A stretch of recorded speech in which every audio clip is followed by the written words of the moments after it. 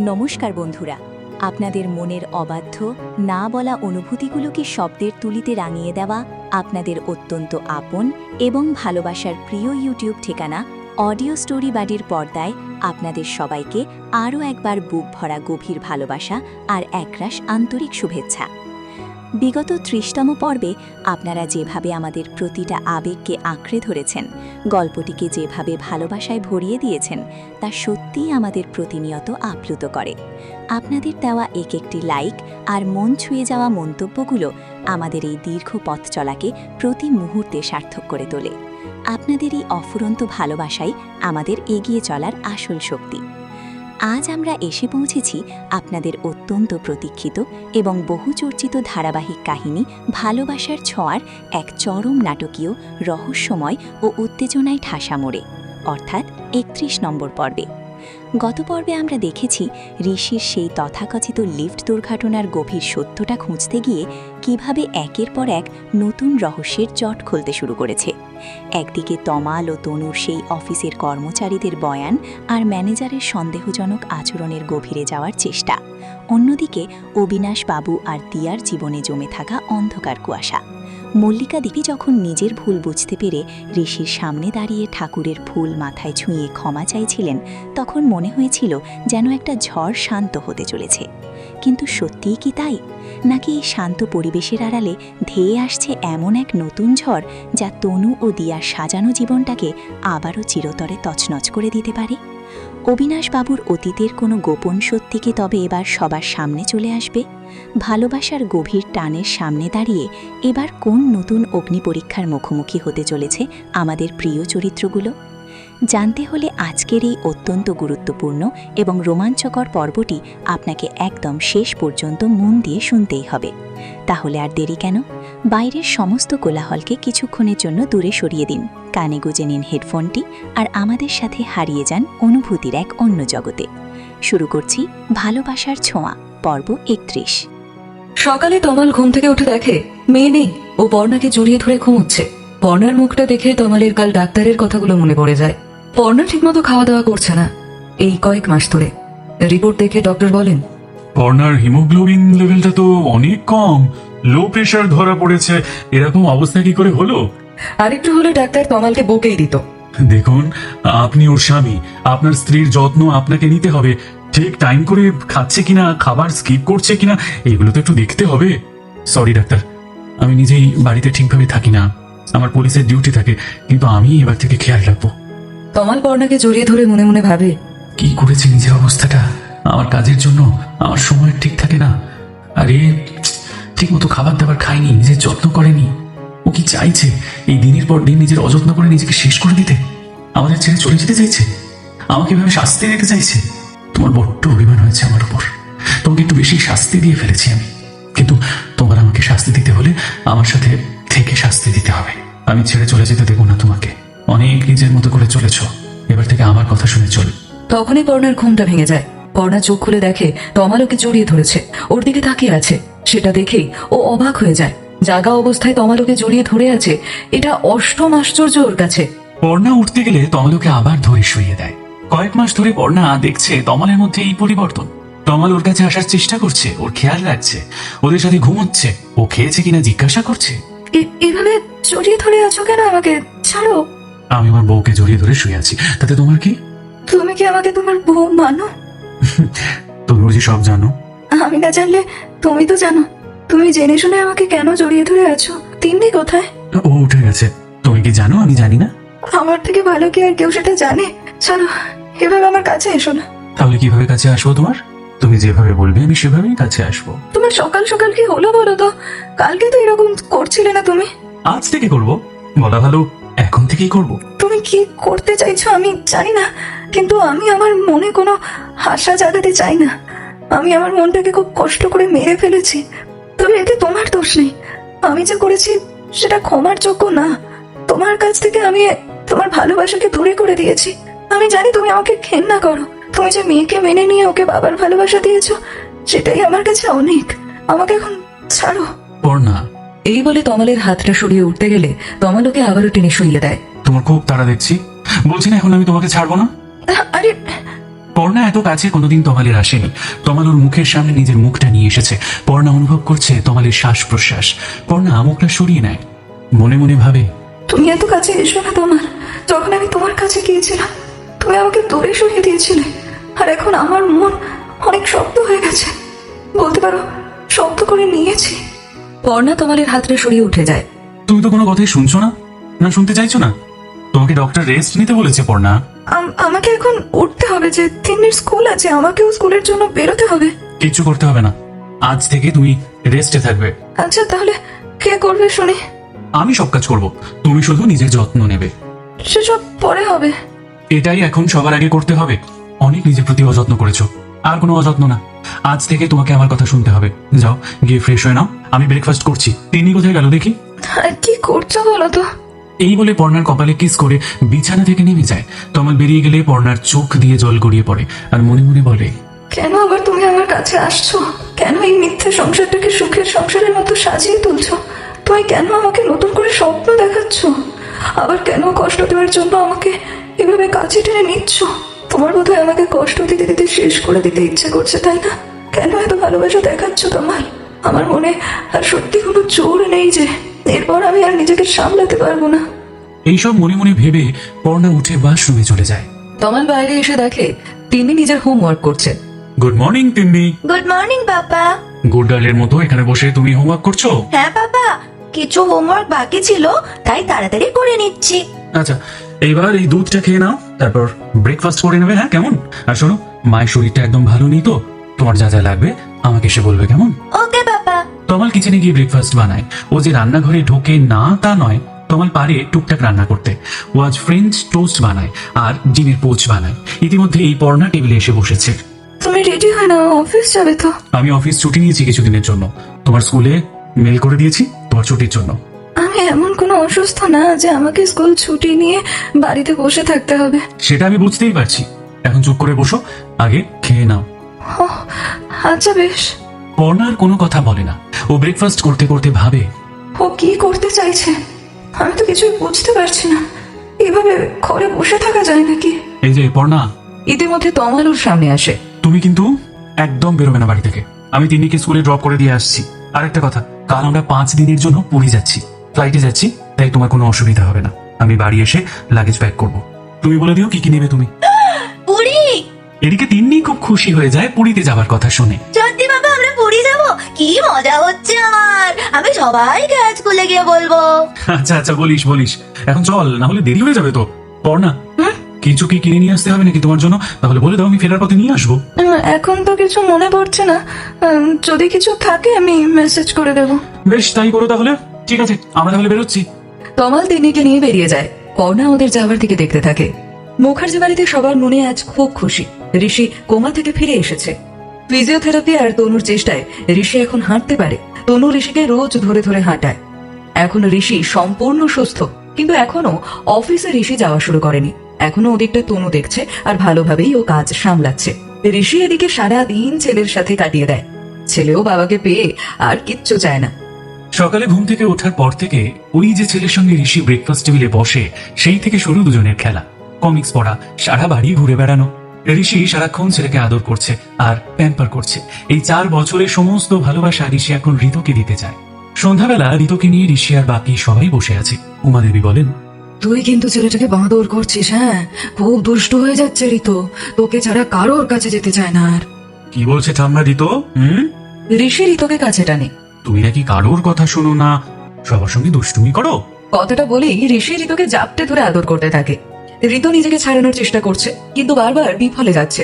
ওরকম করলে হবে না, এখন আমি তোকে ধরেছি, আমি তো আর ছাড়বো না। বাবা ছাড়ো আমাকে, আমি দাদুর কাছে যাব, ছাড়ো বলছি। সবাই মিলে ওদের কাণ্ড দেখছে আর হাসছে। তখনই অফিস থেকে ফিরে আসে তনু। তনু ওদের এই অবস্থা দেখে বলে, ওরে বাবা, এখানে কি চলছে? বাড়িটা তো দেখছি পার্ক হয়ে গেছে। ঋতু মাকে দেখেই বাবাকে ছেড়ে মায়ের কাছে যায়। তনু ঋতুকে কোলে নিয়ে ঋষিকে বলে, এবার কিন্তু আমার হিংসে হচ্ছে। হিংসে কেন? বারে, তুমি ঘরে থেকেই শুধু ছেলেকে নিয়ে খেলা করে মজা করে দিন কাটাচ্ছ, আর আমি সময়ই পাচ্ছি না ছেলেকে একটু করে নেওয়ার। তার জন্য তো আমি আছি, তুমি কেন সেই চিন্তা করছো? ও তাই বুঝে? ঋষি, 4 বছরের উপরে ছুটি কাটিয়ে স্বাদ মেটেনি এখনো তোমার? এবার নিজের সাম্রাজ্য নিজে সামলাও। আমি যে আর পারছি না বাবা, এই খুব হ্যাপা, সত্যি বলছি। এই মিটিং, ওই মিটিং, সেই মিটিং, এর সঙ্গে কথা বলো, এই ডিল সাইন করো। উফ। তনু, কথা বলতে বলতে তনু সোফার উপরে এসে বসে পড়ে।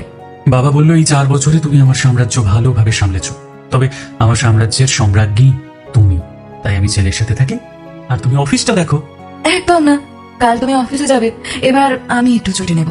এবার আমি মন দিয়ে সংসার করব। আজ খুব একটি গেছে বলে মনে হচ্ছে, তাই না? আচ্ছা, আমি এটা নিয়ে ভাববো। তাই ভালো।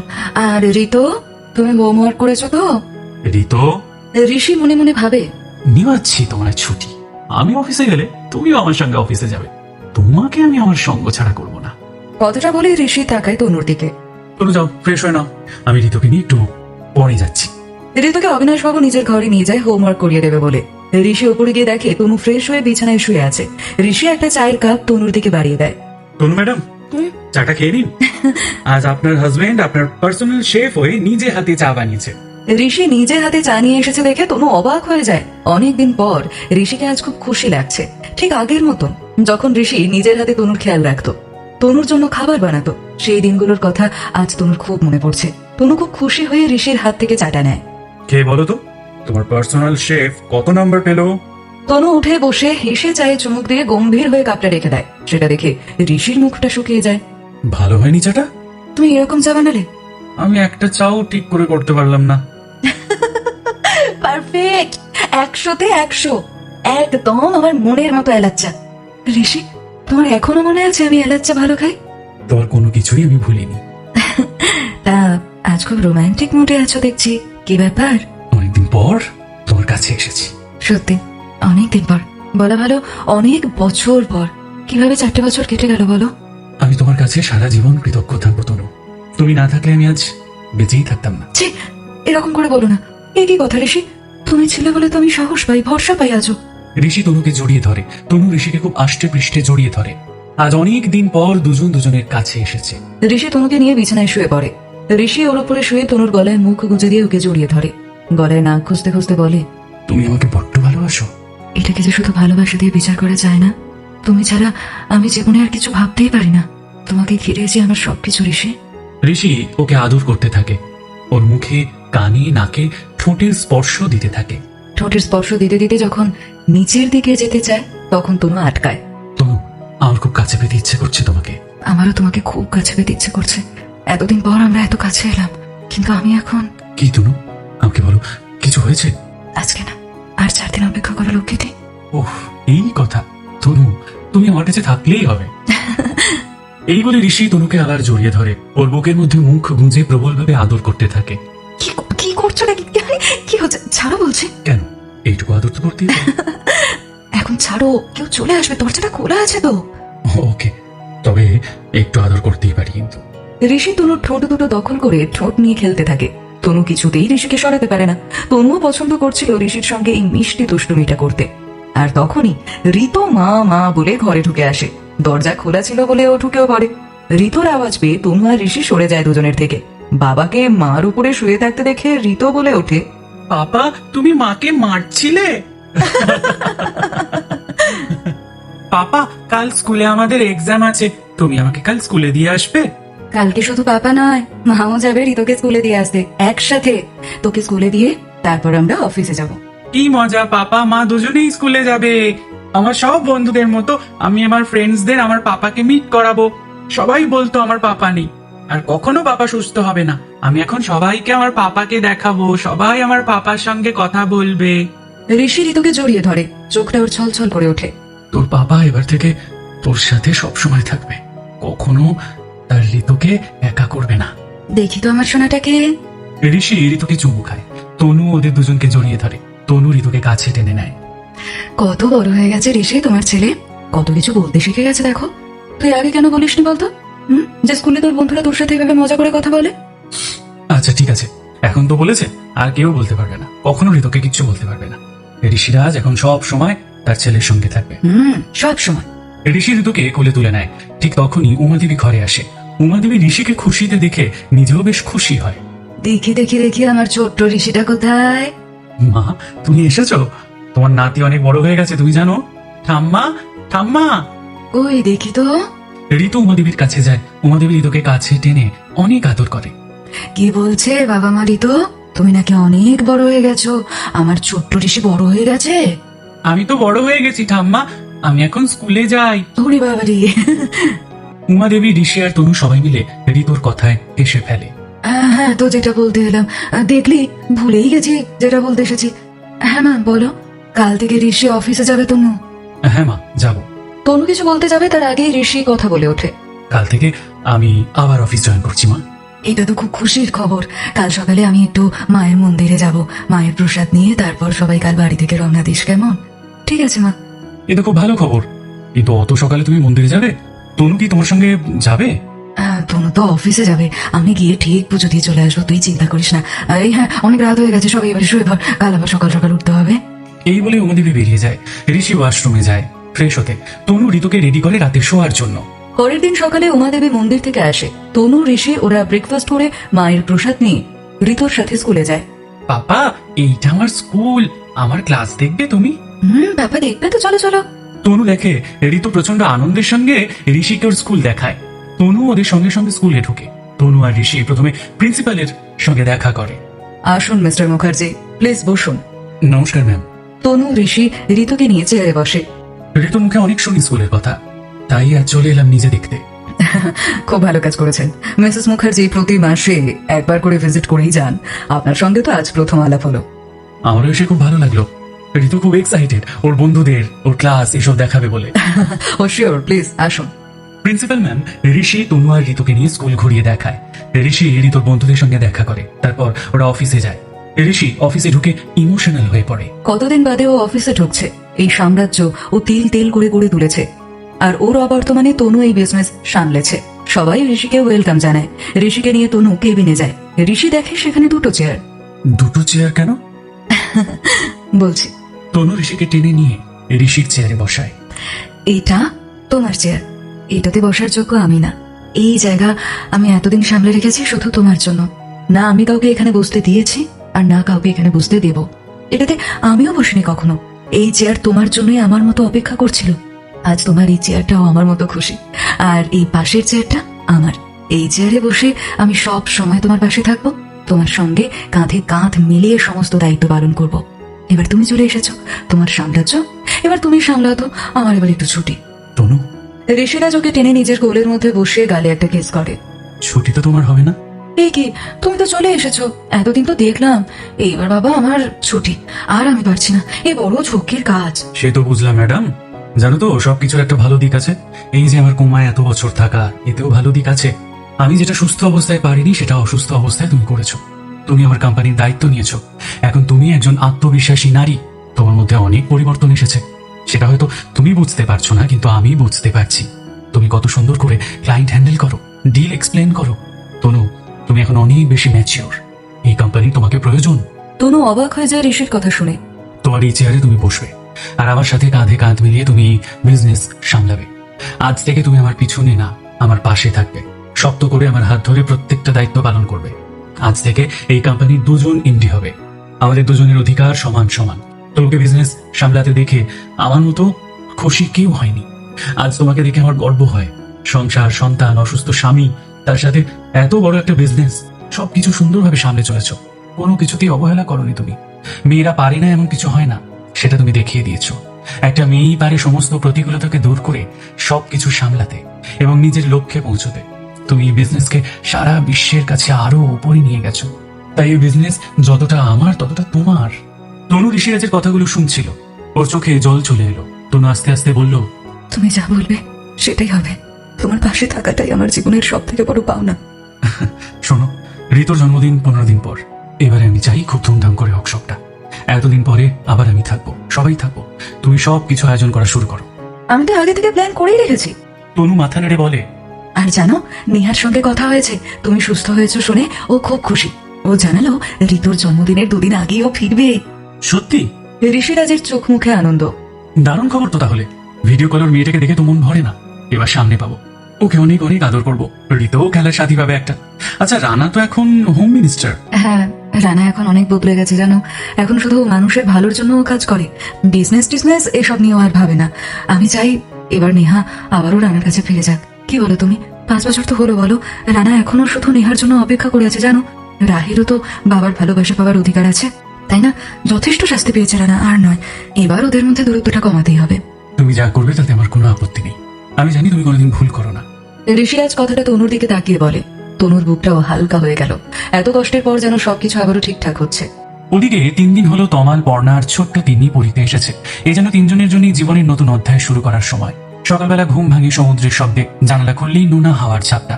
তিন্নি তো খুশিতে আটখানা। সকালে ঝিনুক কুড়োনো, দুপুরে সমুদ্রে স্নান করা, মায়ের সঙ্গে কেনাকাটি, আর বিকেলে বিচের ধারে বসে বেলুন কিনে বেলুন ফাটানো। ওর মজার শেষ নেই। তমাল সবসময় খেয়াল রাখছে পর্ণা যেন কোনো কষ্ট না পায়। কখনো ঠান্ডা লাগছে কিনা, ওষুধ ঠিক মতো খাচ্ছে কিনা, কখনো আবার কফি নিয়ে আসছে ওর জন্য। আগে কখনো এমন করে খেয়াল ওর রাখেনি। পর্ণা চুপচাপ তাকিয়ে থাকে ওদিকে। পর্ণার মনে হয় সত্যিই বদলে গেছে তমাল। এতদিনের অভিমান, অভিযোগগুলো ধীরে ধীরে গলে যাচ্ছে ওর ভেতর থেকে। আজ বিকেলে তিন্নিকে নিয়ে ওরা বেরিয়েছে সমুদ্রের ধারে ঘুরবে বলে। সূর্য অস্ত যাচ্ছে, আকাশ তখন লালচে আলোয় ভরে উঠেছে। গোধূলির আবেশে সমুদ্র যেন আরো সুন্দর হয়ে উঠেছে। ঢেউ এসে পায়ের কাছে ভিজিয়ে দিচ্ছে বালি। দূর থেকে ভেসে আসছে কত শত ঢেউ। তমাল আস্তে করে পর্ণার হাত ধরে বলে, পর্ণা, আমাদের বিয়ে হয়েছে 10 বছর হয়ে গেল। এই 10 বছরে যতটা কষ্ট আমি পেয়েছি তার 10 গুণ তুমি পেয়েছো। আমি তোমাকে কোনোদিন যথার্থ সম্মান, ভালোবাসা দিতে পারিনি। সব সময় অবহেলা করেছি। পর্ণা তমালের দিকে হাঁ করে তাকিয়ে আছে। ও বিশ্বাস করছে না এটা ওর সঙ্গে সত্যিই ঘটছে। ভুল করেছি অনেক, কিন্তু আজ আমি চাই বাকি জীবনটা তোমাকে সেই হারানো ভালোবাসা দিয়ে পূর্ণ করতে। পর্ণার চোখ ভিজে আসছে জলে।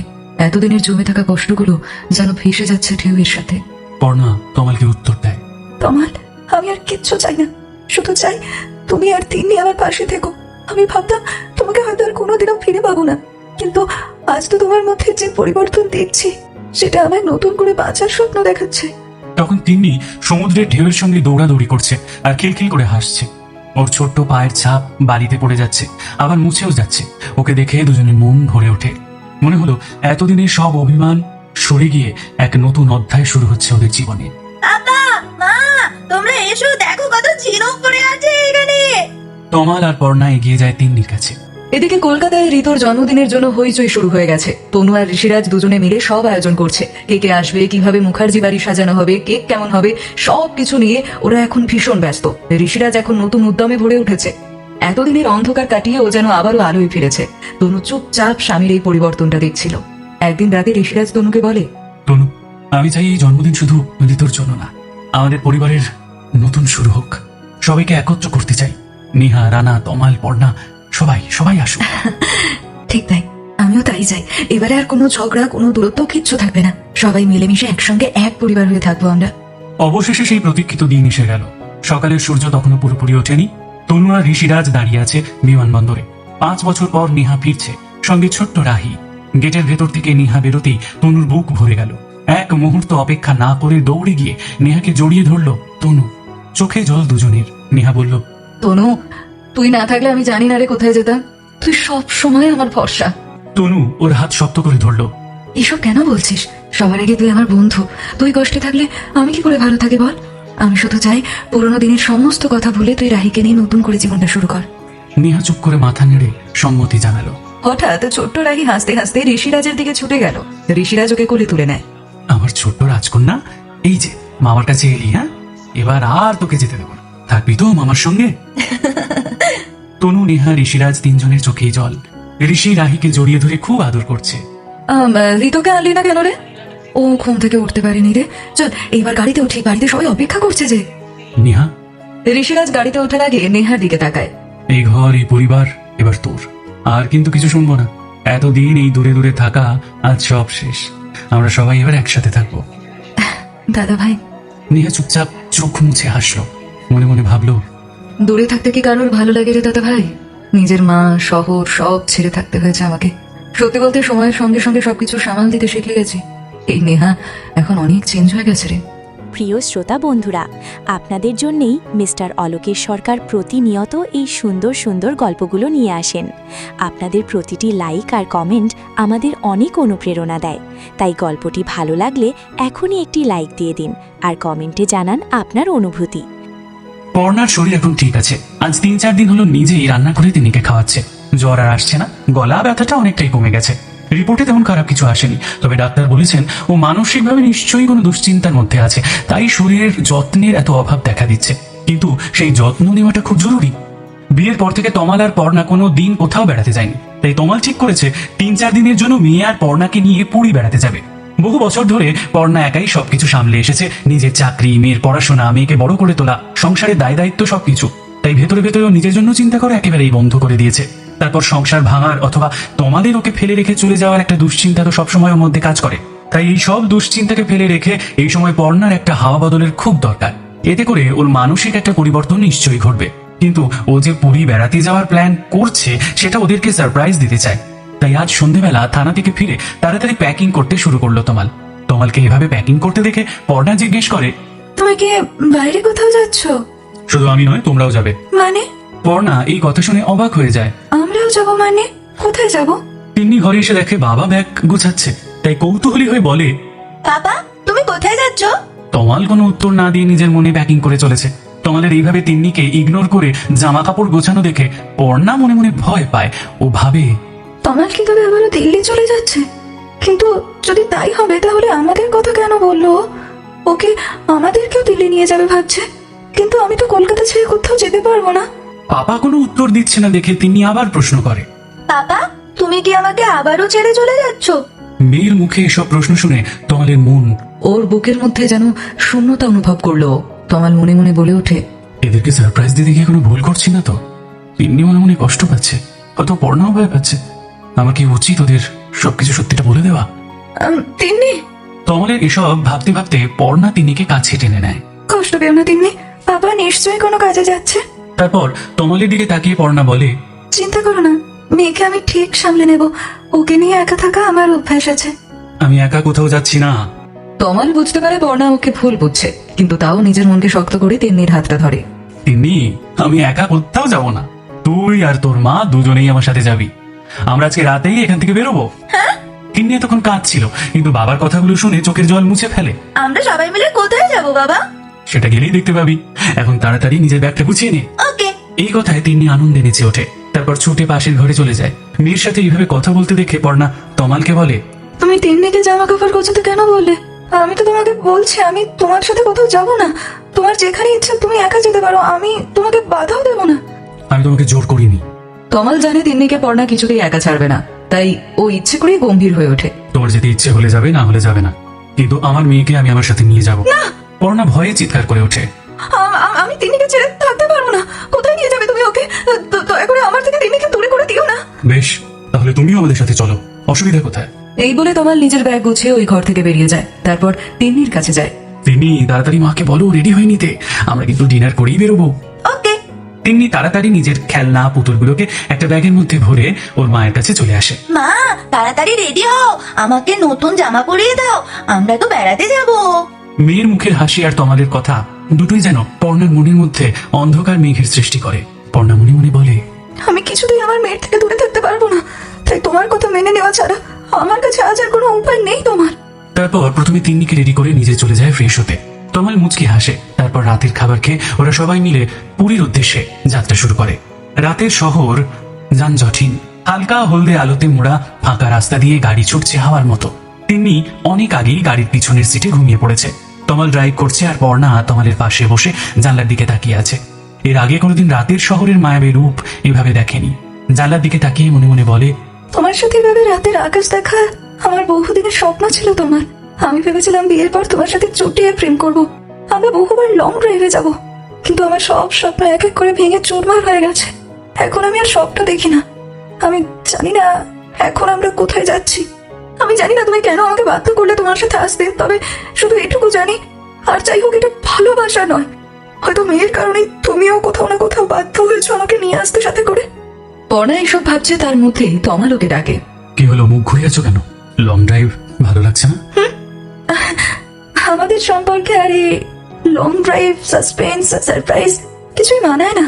তুমি খুব ভালো করেই জানো আমি শুধু মেয়ের জন্যই এসেছি, তাই আমার ভালো লাগা খারাপ লাগায় তোমার কিছু চায় আসা তো উচিত নয়। পর্ণার কথায় তমাল বুঝতে পারে ওর মনের মধ্যে অনেকটা অভিমান জমে আছে। তাই ওকে আর কষ্ট না দিয়ে সত্যি কথাটাই বলে দেয় তমাল। আমি ভেবেছিলাম তোমাদের দুজনকেই সারপ্রাইজ দেবো, কিন্তু তুমি যখন সত্যি কথাগুলো জানতে চাইছো তাহলে শোনো, এখন আমরা পুরী যাচ্ছি। বহু বছর তোমাদের থেকে আমি দূরে থেকেছি, তোমাকে কোনোদিনও সময় দিইনি। আমি জানি তোমার সারপ্রাইজ পেতে লং ড্রাইভে যেতে ভীষণ ভালো লাগে, তাই ভাবলাম ছোট করে একটা ট্যুর করাই যায়। তাছাড়া আমাদের তিন্নি তো কোনোদিনও কলকাতার বাইরে কোথাও যায়নি, আর সেই যখন ঘুরতে যাবোই তাহলে তোমার লং ড্রাইভটা পেন্ডিং থাকবে কেন? তাই নিজে গাড়ি চালিয়ে বেরিয়ে পড়লাম। কিন্তু তুমি মনে হচ্ছে খুশি হওনি, তাই না? পর্ণা তমালের কথাগুলো মন দিয়ে শুনছিল। ওর বুকের ভেতর যেন কথাগুলো টিনের মতো কাঁদছে। ও বুঝতে পারছে না কি উত্তর দেওয়া উচিত, চোখে জল ভরে যাচ্ছে। কোনো মতে নিজের আবেগ সামলে বলে, তোমার সত্যি মনে ছিল যে আমার লং ড্রাইভ ভালো লাগে? শুধু লং ড্রাইভ নয়, আরো অনেক কিছুই আমার মনে আছে। তাই? এই বলে তোমার সামনে একটা চায়ের দোকানে গাড়ি দাঁড় করায়। তারপর দুজনে চা খেতে খেতে কথা বলে। আর কত কিলোমিটার? ওই 150 মতো। ভোর হওয়ার আগেই পৌঁছে যাব। তারপর তিনজনে একসাথে সানরাইজ দেখবো। থ্যাংক ইউ এত সুন্দর একটা উপহার দেওয়ার জন্য। তিনি খুব খুশি হবে। এইভাবে বলো না পর্ণা, তোমরা দুজনেই আমার পরিবার। তোমাদেরকে সময় দেওয়া, আনন্দে রাখা আমার কর্তব্য, যেটা এত বছর আমি করিনি। আমি জানি আমি অন্যায় করেছি, তোমাদের ছেড়ে চলে গেছি, কোনোদিন খোঁজ নিইনি। একবারও ভাবিনি তুমি দুধের শিশুটাকে নিয়ে একা কিভাবে লড়াই করছো। 5 বছর বাবার ভালোবাসা থেকে মেয়েটাকে বঞ্চিত করেছি। আমি তোমাদের যা কষ্ট দিয়েছি তার জন্য আমাকে কখনো ক্ষমা করা সম্ভব নয়। তাও তোমার কাছে ক্ষমা চাইছি পর্ণা, পারলে আমায় ক্ষমা করে দাও। আমি আর তোমাদের থেকে দূরে থাকতে চাই না, তোমাদের সাথে নিজের বাকি জীবনটা কাটাতে চাই। পর্ণা, তুমি কি পারবে না আরো একবার আমার হাতটা শক্ত করে ধরতে, আর একবার আমাকে সুযোগ দিতে, আমাকে ভালোবাসতে? তমালের কথাগুলো শুনে পর্ণা চুপ করে এসে গাড়িতে বসে পড়ে। তমাল মনে মনে বলে ওঠে, আমি জানি এতদিনের জমে থাকা অভিমানের পাহাড় গলতে একটু সময় লাগবেই, কিন্তু চিন্তা নেই, আমি অপেক্ষা করবো পর্ণা। তুমি যদি আমার জন্য 10 বছর অপেক্ষা করতে পারো তাহলে আমিও পারবো অপেক্ষা করতে। এইভাবে তমাল আবারও গাড়ি চালাতে শুরু করে। পর্ণা মনে মনে নিজের অতীত ভাবতে থাকে, আর গাড়ি ছুটতে থাকে জগন্নাথ দেবের শহরের উদ্দেশ্যে। বাকি রাস্তা পর্ণা একটা কথাও আর বলছে না। সেটা দেখে তমালই বলে ওঠে, কিছু বলছো না যে পর্ণা? পর্ণা এতক্ষণ জানলার দিকে তাকিয়েছিল, ওর চোখ ভিজে যাচ্ছিল কান্নায়। তমালের ডাকে সাড়া দিয়ে চোখ মুছে বলল, আমার তো কিছু বলার নেই। প্লিজ পর্ণা, আমাকে কি আর একবার সুযোগ দেওয়া যায় না?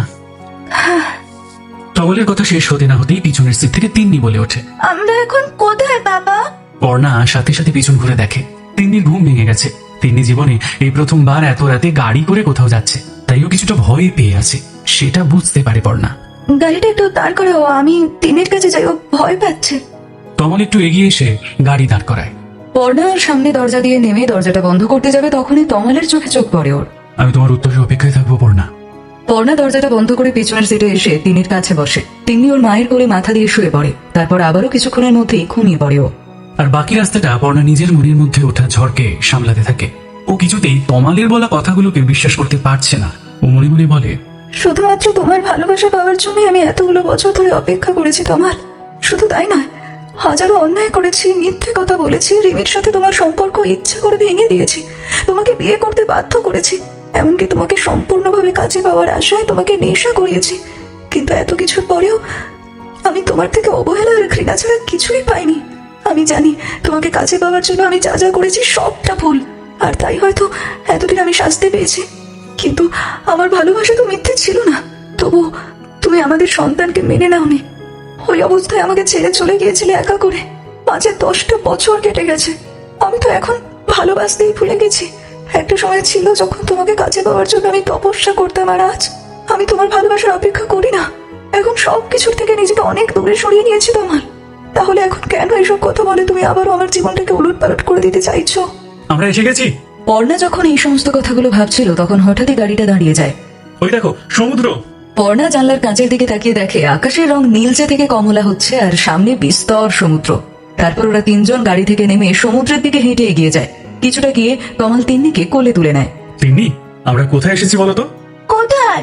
তিন্নি এর আগে কোনোদিন সমুদ্র দেখেন, তবে নানান জায়গায় ছবি দেখেছে। প্রথমবার চোখের সামনে এত জলরাশি দেখে ও আনন্দে উত্তেজিত হয়ে পড়ে। বাবা, এটা তো সমুদ্র, আমরা সমুদ্রে এসেছি। হ্যাঁ মা। তমাল মেয়ের মুখে হাসি দেখে ওকে জড়িয়ে ধরে। আমরা পুরীর সমুদ্রে এসেছি। ওই দেখো সানরাইজ হচ্ছে। এই বলে তমাল দূরে আঙুল দেখায়। তারপর ওরা তিনজন সমুদ্র তটে দাঁড়িয়ে সূর্যোদয় দেখে। ভোরের শান্ত স্নিগ্ধ হাওয়া, সমুদ্রের অবিরাম ঢেউ আর একটা নতুন দিনের সূচনা ওদের তিনজনের মনকেই ভীষণ ভালো করে দেয়। সূর্যোদয় দেখে ওরা হোটেলের দিকে এগিয়ে যায়। হোটেলের একটাই রুম বুক করা হয়েছে। চেকিং করে। পর্ণা প্রথমে তিন্নিকে ফ্রেশ করিয়ে দেয়, তারপর নিজে ওয়াশরুমে চলে যায় ফ্রেশ হতে। তিনি নতুন জায়গায় বেড়াতে এসে খুব খুশি। তমাল লাগেজগুলো গুছিয়ে ব্রেকফাস্টের কথা বলতে নিচে গিয়েছিল। রুমে ফিরে এসে দেখে তিন্নি একটা সুন্দর জামা পরে খাটের উপর বসে খেলছে, আর পর্ণা আয়নার সামনে দাঁড়িয়ে চুল আঁচড়াচ্ছে। খোলা চুলে পর্ণাকে দেখতে ভীষণ সুন্দর লাগছে। তমাল ওর দিকে তাকিয়ে দাঁড়িয়েই থাকে। তিন্নি এটা লক্ষ্য করে বলে, দাদা, তুমি মাকে অমন করে কি দেখছো? মেয়ের কথা শুনে তমাল লজ্জা পেয়ে যায়। পর্ণাও তমালের দিক থেকে চোখ সরিয়ে নেয়। তারপর আর কোনো কথা না বলে তমাল তাড়াতাড়ি ফ্রেশ হয়ে এসে ওদের দুজনকে নিয়ে ডাইনিং হলে চলে আসে ব্রেকফাস্ট করতে। তারপর খাওয়া দাওয়া শেষ করে ওরা সমুদ্র স্নানে যাবে, তাই হোটেল থেকে বেরিয়ে পর্ণা তিন্নির হাত ধরে হাঁটতে থাকে। তমাল কিছুটা এগিয়ে এসে তিন্নিকে বলে, এ বাবা তিন্নি, তুমি তো বড় হয়ে গেছো না? হ্যাঁ, এই রাস্তায় তো কোনো গাড়ি নেই, তাহলে একা একা হাঁটছো না কেন? তাড়াতাড়ি বড় হতে গেলে একা হাঁটা শিখতে হবে। বাবার কথা শুনে তিন্নি মায়ের হাত ছেড়ে দৌড়ে পালায়। সমুদ্র তটে সত্যিই কোনো গাড়ি নেই, তাই ভয়ের কোনো কারণও নেই। তিনি নিজের মনের আনন্দে দৌড়তে থাকে, খেলা করতে থাকে। পর্ণা তিন্নির পেছন পেছন এগিয়ে যেতে চাইলে তমাল এসে ওর হাতটা চেপে ধরে। চিন্তা করো না, এখানে মেয়ের কিচ্ছু হবে না। আমি কিন্তু শুধু তিন্নির সাথে আসিনি, আজ জীবনে প্রথমবার তোমার সাথে কোথাও বেড়াতে এলাম। তুমি কি একটু আমার সাথে কথা বলবে না? আমাকে কি সত্যি ক্ষমা করা যায় না? আমি কিন্তু পর্ণা তোমালের হাতটা ছাড়িয়ে নেয়। শুধু তিন্নির জন্যই এসেছি। আসলে যে ভালোবাসার জন্য 10 বছর অপেক্ষা করিয়েছো, আজ সেই ভালোবাসা কিভাবে ফিরিয়ে দিতে হয় আমার জানা নেই, তাই আমার কাছে আর উত্তরের আশা তুমি রেখো না। এই বলে পর্ণা ছুটে তিন্নির দিকে এগিয়ে যায়। তমাল পর্ণার ছুটে চলে যাওয়ার দিকে তাকিয়ে একটা দীর্ঘশ্বাস ফেলে। আমি জানি 10 বছর আমি তোমাকে যেভাবে অপেক্ষা করিয়েছি, অবহেলা করেছি, তার শাস্তি আমাকে পেতেই হবে। কিন্তু আমি তোমায় কথা দিচ্ছি, তোমার সব অভিমান আমি ভেঙে দেব। তোমার ভালোবাসা ফিরে পাওয়ার জন্য আমাকে যদি আরো 10 বছর অপেক্ষা করতে হয়, আমি তাও রাজি। আমি করবো সেই অপেক্ষা, কিন্তু তোমাকে আমি আর হারিয়ে যেতে দেব না। এভাবেই আরো 2 দিন কেটে যায়। ওরা পুরীতে আছে এখনো। আশেপাশে বেশ কয়েকটা দর্শনীয় স্থান ঘুরে এসেছে, বিশেষ করে জগন্নাথ দেবকে পুজোও দিয়েছে। দুজনের মধ্যে খুব স্বাভাবিক কথাবার্তা হয়েছে। তমাল আর পর্ণাকে জোর করেনি, ওই বিষয়ে কোনো কথাও বলেনি। আসলে ও চায় না জোর করে ভালোবাসা পেতে। ওরা আর একদিন এখানে থাকবে, তাই আজ সকালটা রেখেছে সমুদ্র স্নান উপভোগ করবে বলে। পর্ণা আজ একটা লাল রঙের চুড়িদার পরেছে, ওর গায়ে লাল রংটা বেশ মানায়। পর্ণা আর তিন্নি সমুদ্রের জলে নেমে লাফালাফি করছে। আজ মেয়ের সাথে ওরও যেন বয়সটা অনেক কমে গেছে। দুজনেই মন খুলে হাসছে আর জল নিয়ে খেলা করছে। তমাল ওদের দিকে মুগ্ধ হয়ে তাকিয়ে থাকে, মনে মনে ভাবে, তোমার এই হাসি আমি কতদিন পর দেখছি পর্ণা। আমি সত্যিই ভাবিনি তোমার মুখের এই হাসি দেখার জন্য একদিন এভাবে আমাকে অধীর অপেক্ষা করতে হবে। আমি সত্যিই খুব ভুল করেছি পর্ণা, তবে আর কোনোদিন তোমার এই হাসি মলিন হতে আমি দেব না। এইসব ভাবতে ভাবতেই তমালের মুখে হাসি ফুটে ওঠে।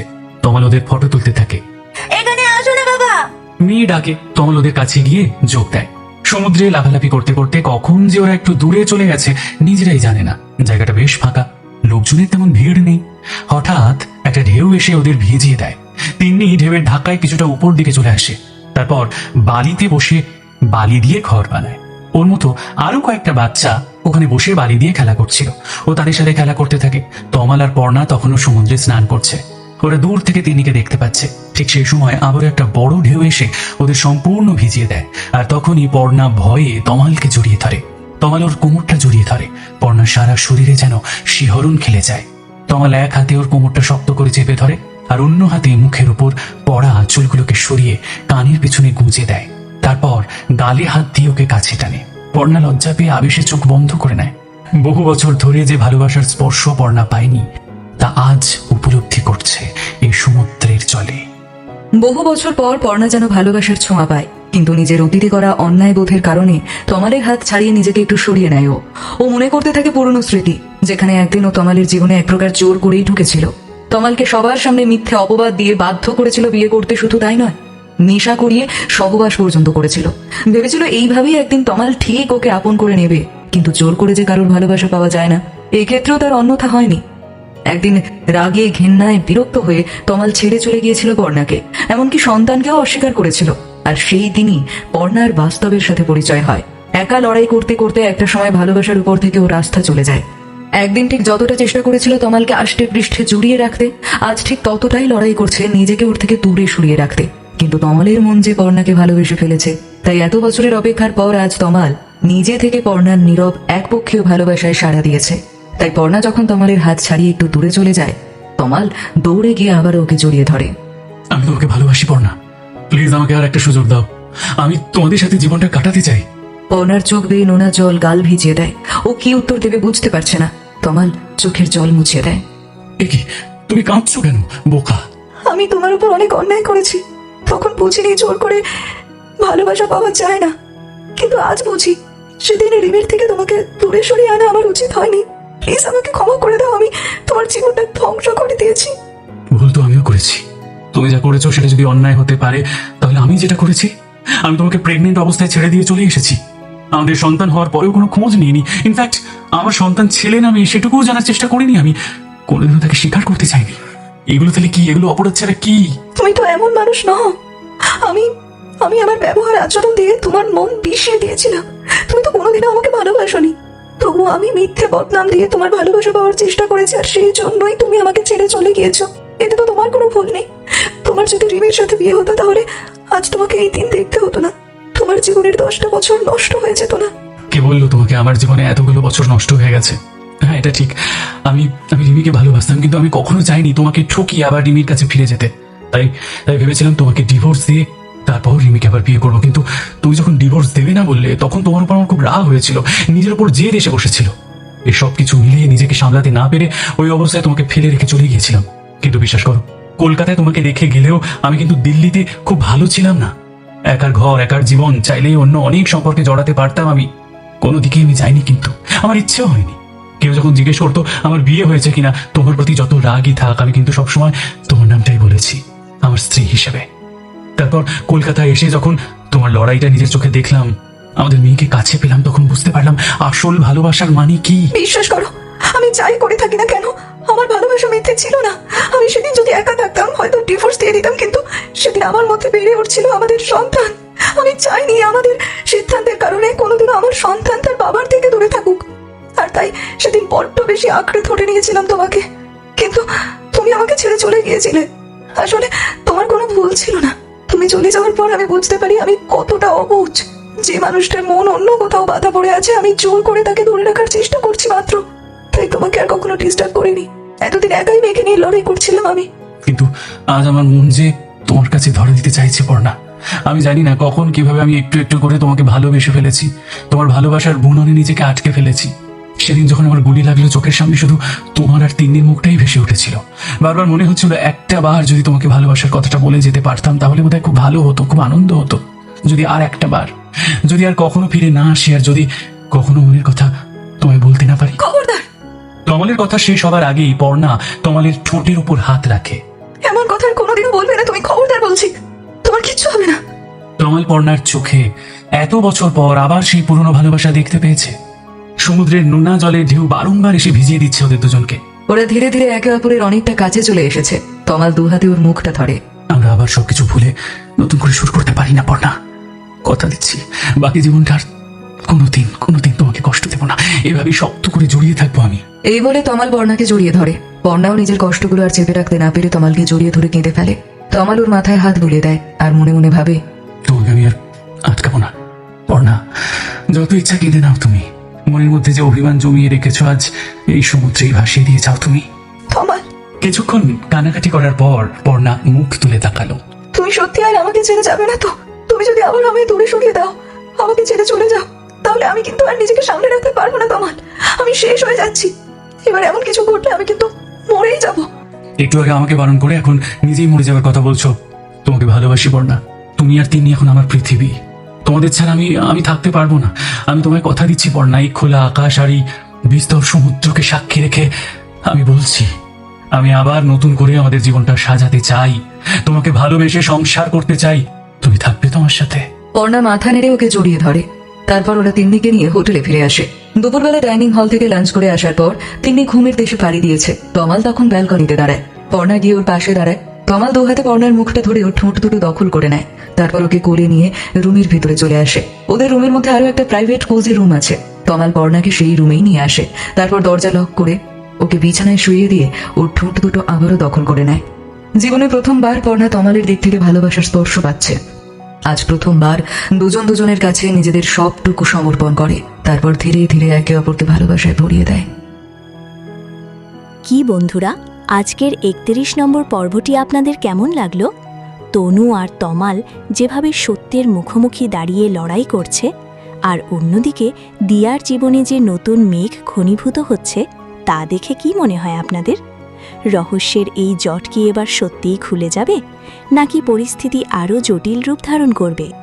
আপনাদের মূল্যবান, সুন্দর এবং গঠনমূলক মতামত কিন্তু নিচে কমেন্ট বক্সে লিখে জানাতে একদম ভুলবেন না। বিশ্বাস করুন, গভীর রাত পর্যন্ত জেগে আপনাদের একটি কমেন্ট পড়ার জন্য আমি অধীর আগ্রহে অপেক্ষা করে থাকি। যদি আজকের এই 31 নম্বর পর্বটি আপনাদের হৃদয়ে একটুও ভালোবাসার ছোঁয়া দিয়ে থাকে, তবে গল্পটিতে একটি ছোট্ট লাইক দিয়ে দেবেন। আপনাদের দেয়া এই একটি লাইক আমাদের এই অডিও স্টোরি বাড়ি পরিবারকে ইউটিউবের দরবারে আরও অনেক নতুন মানুষের কাছে পৌঁছে দিতে এক বিশাল সাহায্য করে। আর যারা আজ আমাদের চ্যানেলে একদম নতুন এসেছেন, কিংবা নিয়মিত আমাদের গল্প শুনছেন অথচ কোনো কারণে এখনও সাবস্ক্রাইব করা হয়ে ওঠেনি, তাদের কাছে বিনীত অনুরোধ, এখনই আপনাদের এই ভালোবাসার নিজের চ্যানেলটি সাবস্ক্রাইব করে পাশে থাকা বেল আইকনটি অল করে রাখুন, যাতে আগামী 32 নম্বর পর্বটি আপলোড হওয়া মাত্রই সবার আগে নোটিফিকেশন আপনার ডিভাইসে পৌঁছে যায় এবং আপনি তা উপভোগ করতে পারেন। চাইলে আজকের এই বিশেষ পর্বটি আপনার সেই সব কাছের বন্ধুদের সাথেও শেয়ার করতে পারেন, যারা আপনার মতোই মন ছুঁয়ে যাওয়া বাংলা অডিও স্টোরি শুনতে ভালোবাসেন। আজকের মতো আপনাদের কাছ থেকে বিদায় নেওয়ার সময় হয়ে এলো। পুরো গল্প জুড়ে আপনাদের একাকিত্বের সঙ্গে হিসেবে, আপনাদের অনুভূতির প্রিয় বন্ধু হিসেবে আপনাদের সাথে ছিলেন মিস্টার অলোকেশ সরকার। ততক্ষণ পর্যন্ত সবাই অনেক ভালো থাকুন, সুস্থ থাকুন, নিজের আর নিজের ভালোবাসার মানুষদের খেয়াল রাখুন, আর শুনতে থাকুন আপনাদের মনের একান্ত প্রিয় ঠিকানা অডিও স্টোরি বাড়ি। ধন্যবাদ, সবাই ভালো থাকবেন।